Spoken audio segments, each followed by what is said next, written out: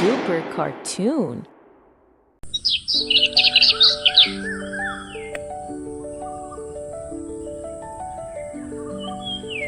काशी गहरी नींद में थी, लेकिन उस नींद के नीचे डर करवटें बदल रहा था।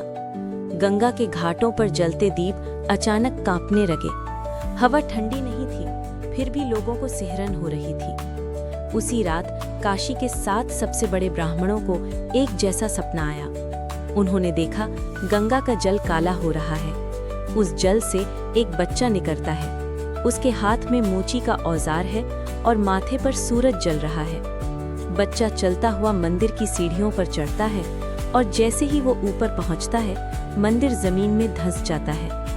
अंत में एक आवाज गूंजती है, धर्म अब जन्म से नहीं, विवेक से पहचाना जाएगा। यह संकेत है, कोई नीचा पैदा होकर ऊंचाई बदलने वाला है। उसी क्षण काशी की सबसे तिरस्कृत बस्ती में एक झोपड़ी के भीतर एक बच्चा जन्म लेता है। कालसा की चीख में दर्द कम और सदियों की चुप्पी ज्यादा थी। बच्चा रोया, लेकिन उसकी आवाज में डर नहीं था, उसमें चुनौती थी।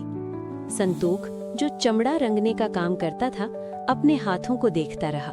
वे हाथ जिनसे समाज नफरत करता था, आज उसी समाज की नींव हिलाने वाला पैदा हुआ था। झोपड़ी के बाहर अचानक एक साधु प्रकट हुआ। किसी ने उसे आते नहीं देखा। ये बच्चा सिर्फ तुम्हारा नहीं है, ये समय का बच्चा है। पर हम तो अछूत हैं। अछूत कोई नहीं होता, छूने से डरने वाले छोटे होते हैं।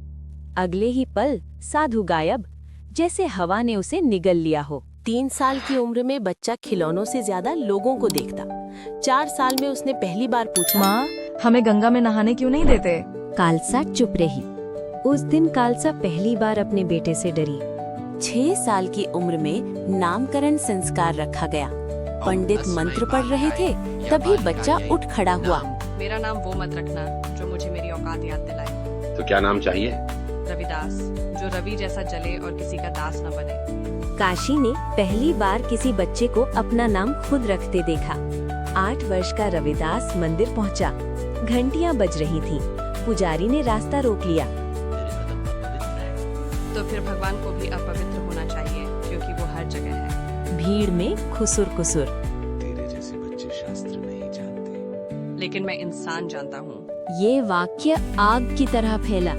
हर रात वही रहस्यमयी साधु आता। वो ग्रंथ नहीं सिखाता, वो डर उतारता। जो गंदा कहलाता है उसे छू, वहीं सच मिलेगा।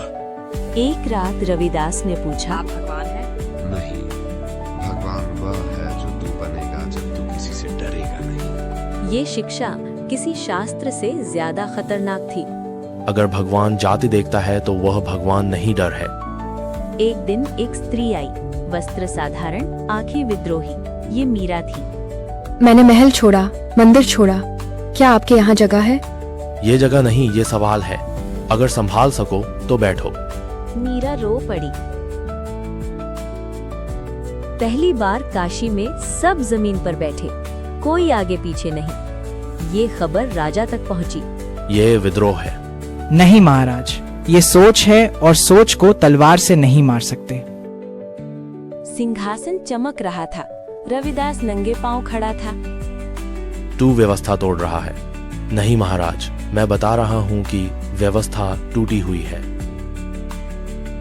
दरबार चुप। लोग चमत्कार चाहते थे। रविदास हंसा। हाँ, मैं पत्थर नहीं बदलूंगा, मैं सोच बदलता हूँ। पत्थर तो राजा भी बदल देते हैं। रविदास मृत्युशैया पर था। मीरा पास बैठी थी। आपके बाद? मेरे बाद सवाल होंगे, और सवाल जिंदा रहे तो मैं जिंदा हूँ। उस रात काशी में कोई दीप नहीं जला, फिर भी उजाला था। रविदास मरा नहीं, वो हर उस आवाज में है जो कहती है, मैं इंसान हूँ, यही मेरी जाति है।